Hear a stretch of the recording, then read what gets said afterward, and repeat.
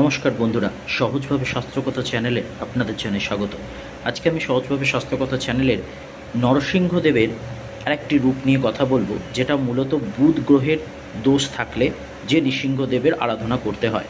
যে জাতক বা জাতিকার বুধ নিচস্থ আছে, অর্থাৎ বুধ মীন রাশিতে আছে, বুধ শত্রু রাশিতে বসে আছে, সেসবের ক্ষেত্রে বুধের জন্য এই নৃসিংহদেবের মন্ত্র অত্যন্ত গুরুত্বপূর্ণ, মারাত্মক এফেক্টিভ এই বুধের মন্ত্র। এর জন্য নৃসিংহদেবের পাবন নৃসিংহদেবের আরাধনা করতে হয়। পাবন নৃসিংহদেবের আরাধনা করতে হয়। মন্ত্রটা হচ্ছে ওম শ্রীম পাবন নৃসিংহায় নমঃ।